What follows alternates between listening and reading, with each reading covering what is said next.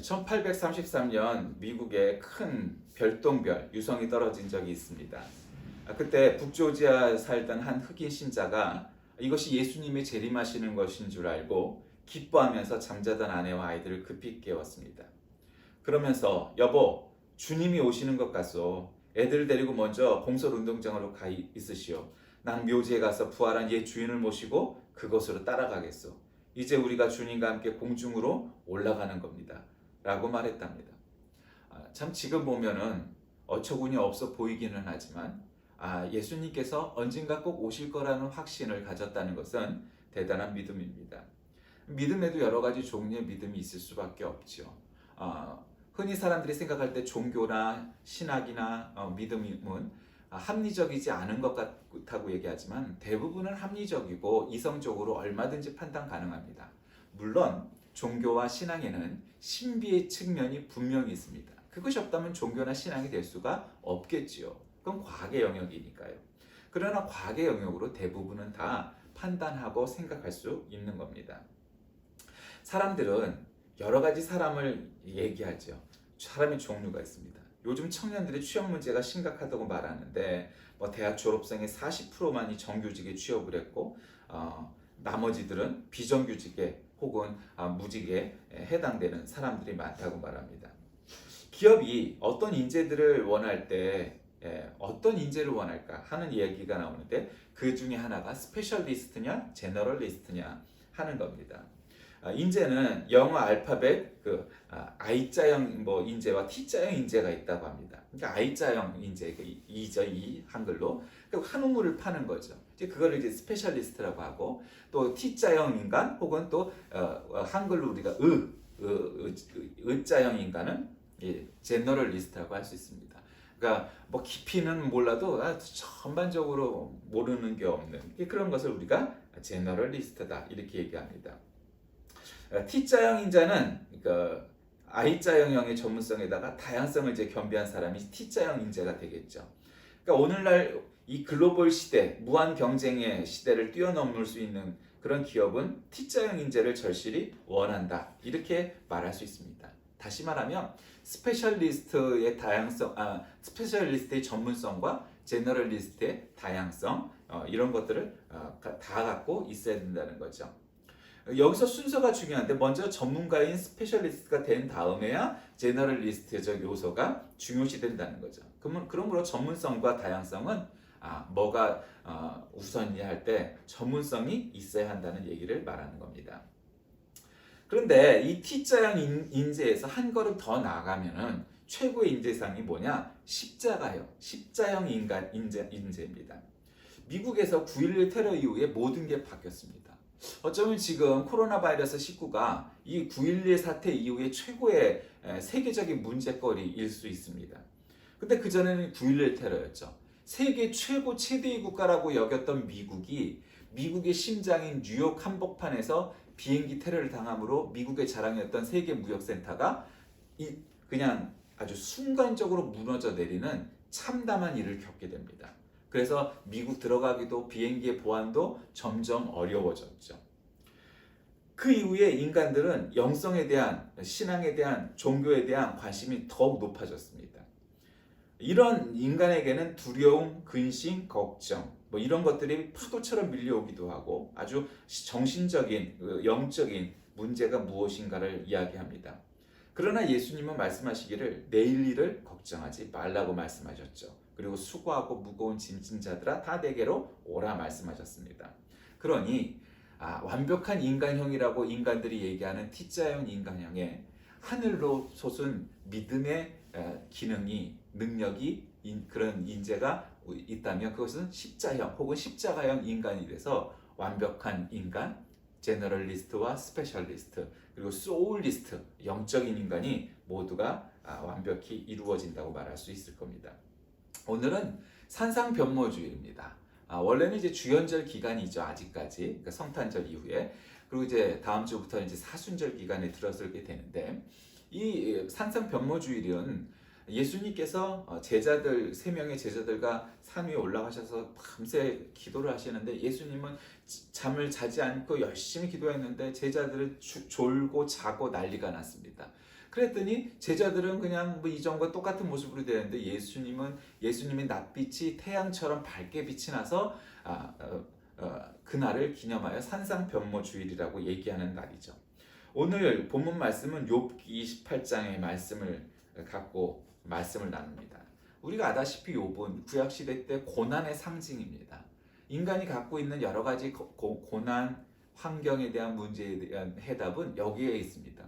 그리고 더 리얼한 것은 이 욥기는 실제로 있었던 사건인과 동시에 또 희곡 극본처럼으로 쓰여졌기 때문에 굉장히 극적 요소들이 많이 있다는 것을 알 수가 있습니다. 본장은 전장에 계속되는 욥의 변론에 연속되는 그런 내용입니다.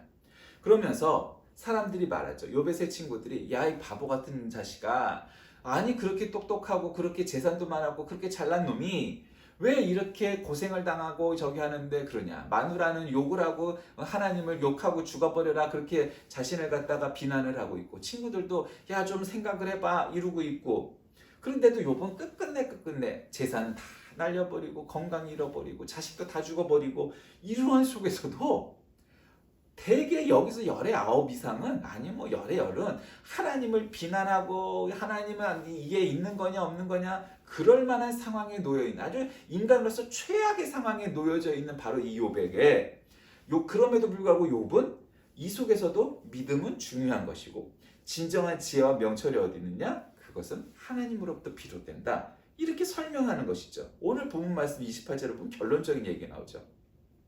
보라, 주를 경외함이 지혜요 악을 떠남이 명철이다, 이렇게 말을 하고 있어요. 자, 그러므로 우리가 이 세상을 살아가면서 지혜도 필요하고 지식도 필요하죠. 다방면의 다양성도 필요하고 전문성도 필요하죠. 신앙적인 깊이도 필요하고 세상적인 지식도 필요하죠.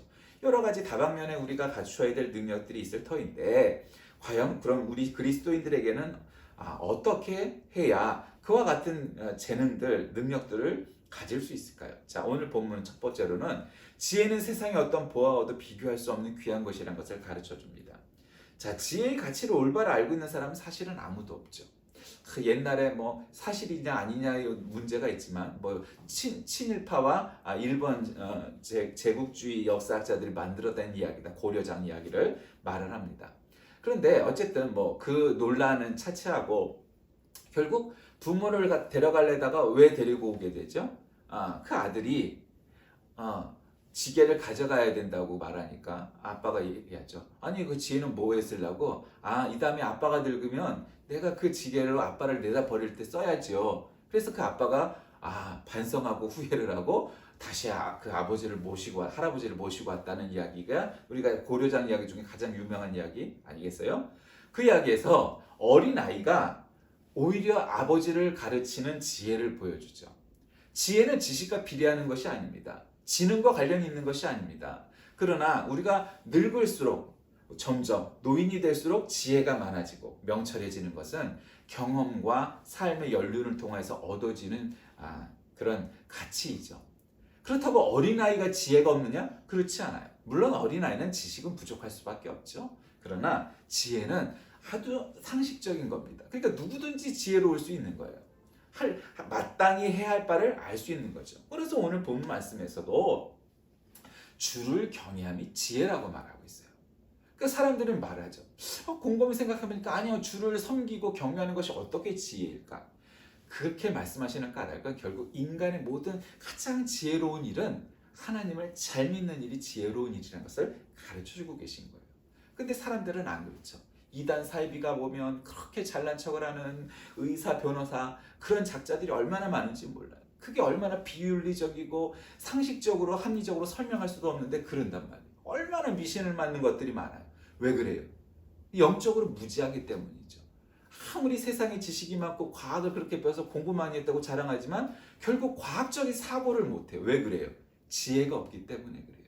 그들은 그렇게 미신을 믿고 그냥 절을 하고 제사상을 올리는 걸 그렇게 좋아하고 우리 아버지 우리 할아버지가 그렇게 이 음식을 좋아했는데 하고 음식상 올리는 거, 그런데 열을 뻗쳐요.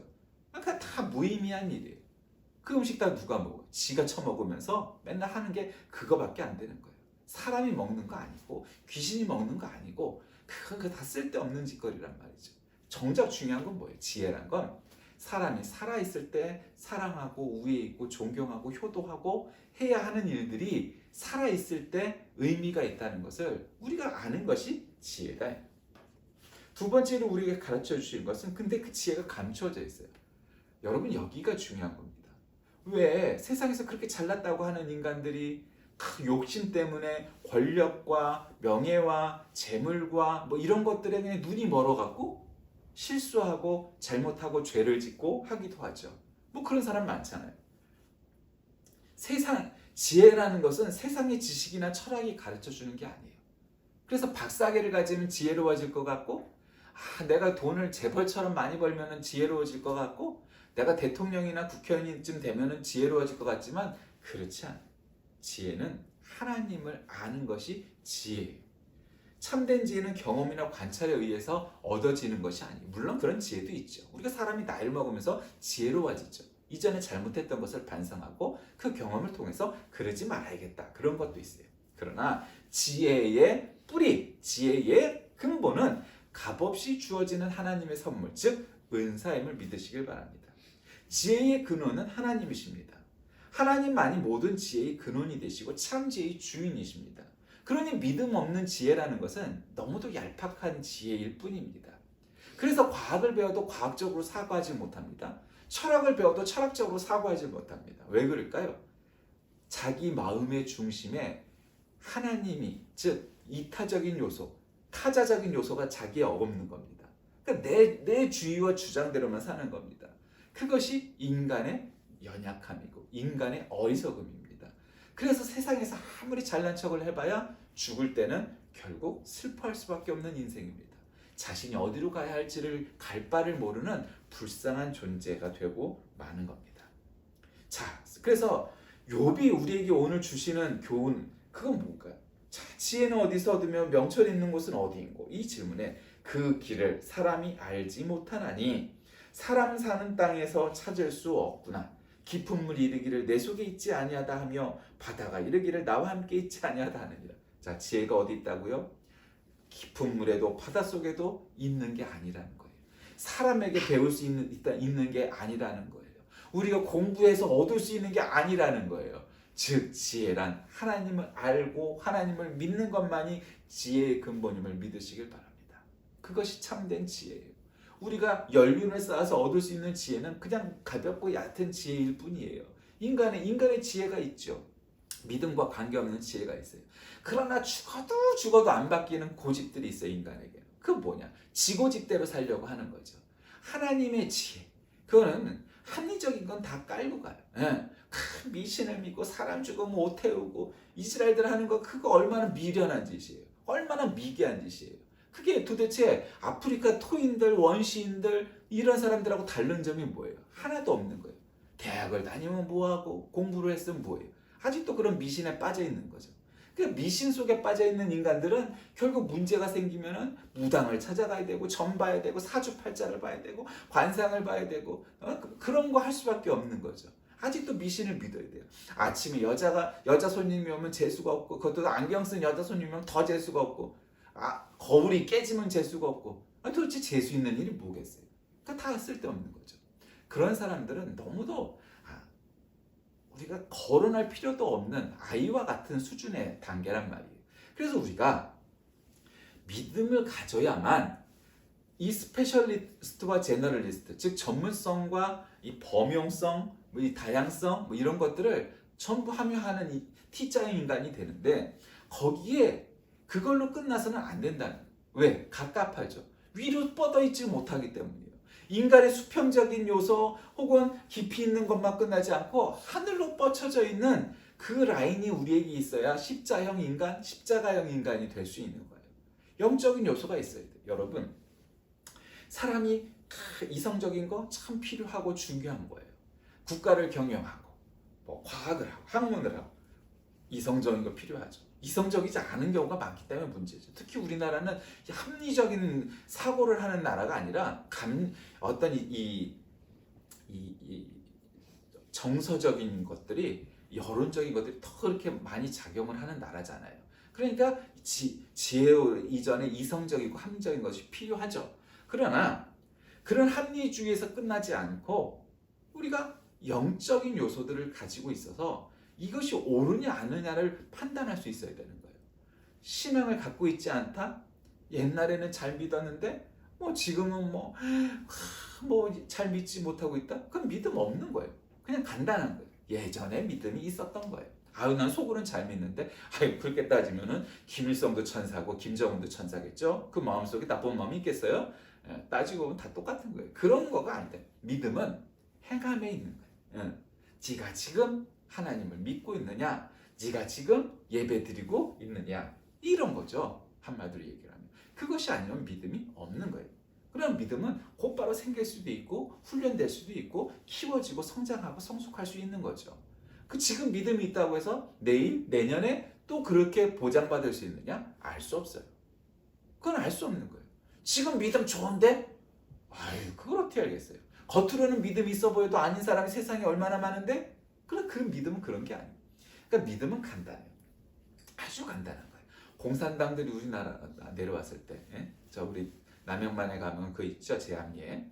예수 믿을 거야 안 믿을 거야? 성경에다 침 뱉고 성경을 찢으면은 통과시켜주고 살려주고 안 그러면 죽일 거야. 그랬더니 진짜 침 뱉고 밟고 지나간 놈들은 죽이고 제대로 믿은 놈들은 이거 하나님 진짜 예수쟁이네? 그리고 살려줬다잖아요.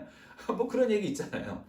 그러니까 우리의 죽음의 직면에 있는 상황이 우리에게 올 때 나는 목숨을 내놓고 나는 하나님을 절대로 부인할 수 없다. 왜냐면 하나님 나의 생명이시고 나를 구원해 주셨는데 내가 어떻게 하나님을 모른다 할 수 있느냐? 라고 목숨을 내어놓고라도 목숨을 걸고라도 목숨을 버리고라도 믿음을 선택하겠느냐? 아니냐? 그게 아주 너무 리얼하고 단순한 일이지만 그게 믿음의 갈래길이에요. 난 정말 목숨을 내놓고 난 죽는 한에서도 믿음을 지킬 수 있느냐? 아니냐? 그런 게 믿음이에요. 아주 단순하게 얘기를 해서는 그런 거예요. 근데 그 공산당이 나한테 총불을 들이대고 너 믿을 거야 안 믿을 거야? 믿겠습니다. 내가 죽는 한이 있어도 나는 절대로 예수님을 부인할 수 없어요. 그렇게 말한다면 그는 진정한 그리스도인이겠죠. 근데 하나님도 이해하실 거야. 내가 요 순간만 내가 부인하고 일생 동안 내가 하나님을 위해서 살면 되지. 그렇죠. 그 생각이 아주 잘못된 거라고 말할 수는 없을 수도 있겠죠. 그러나 그것은 믿음은 그럼 믿음은 아니에요. 그냥 편한 대로 살자는 거죠.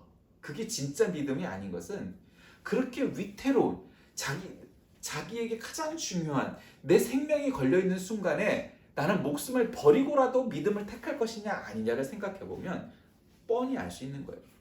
여러분 그런 관점에서 욥은 아내와 자기의 주변에 있던 친구들조차도 야 하나님을 버려.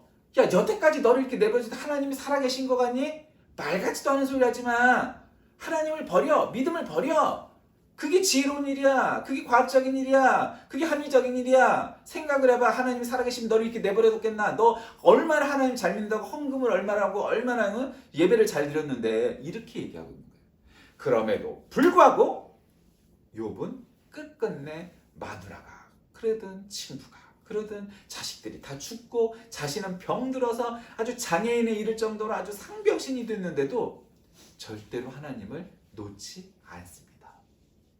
그 성경에서 가장 불쌍한 인간 하나를 꼽으라면 어쩌면 욥일 거예요. 왜요? 그렇게 잘 믿으려고 했던 사람이고 참된 믿음이었는데 하나님이 그를 시험하시죠. 그리고 성경에 기록되게 하셔요. 야 봐라. 욥은 네가 지금 당하고 있는 고난, 네가 지금 당하고 있는 시험, 네가 지금 당하고 있는 어려움에 몇 배를 더 당했는가 봐. 이만큼 고난을 당하는 사람이 또 있을 것 같으냐? 없어요. 웬만한 사람은 욥과 같은 고난을 당할 수가 없어요. 그런데 그 욥이요. 우리의 고난보다 몇 배 더한 고난을 당했던 그 욥이요. 그렇게 주위에서 마누라와 친구들이 하나님을 욕하고 되져버려 그런 욕을 받는 그 욥이요. 한순간도 하나님을 포기하지 않았습니다. 왜 그럴까요? 그는 신자이기 때문이죠. 믿음의 사람이었기 때문이에요.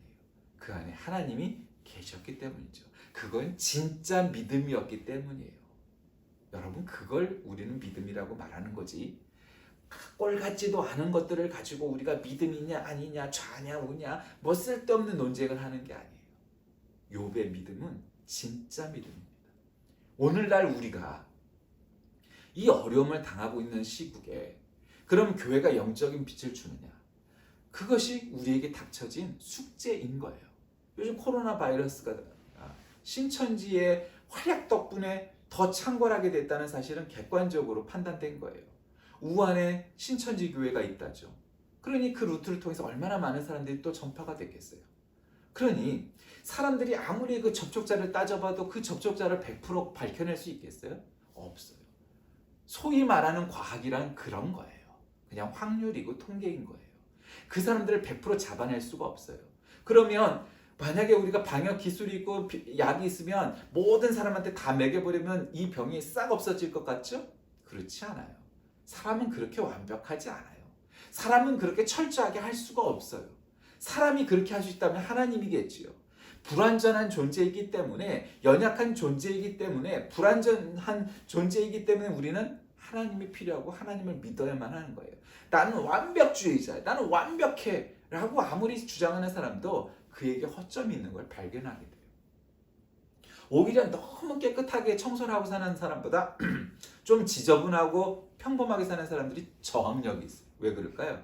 어렸을 때 너무 깨끗하게 애들을 키우면 어떻게 돼요? 저항력이 없어요. 그래서 병균과 세균에 잘 옮겨요. 그러니까 그런 존재가 되는 거예요. 왜 그런 말이 있잖아요. 그게 참 인생은 아이러니예요. 나는 완벽주의자고 나는 청결주의자고 그런 깨끗하게 살 것 같지만 그런 사람이 세균에 감염돼 죽을 수 있어요. 그러니 인생이라는 게 그렇게 간단한 건 아니죠. 자, 말씀을 정리합니다. 오늘 본편에서 욥의 참된 지혜는 하나님께 있다고 말하죠. 하나님의 지혜는 고귀한 겁니다. 가치를 측량할 수가 없어요.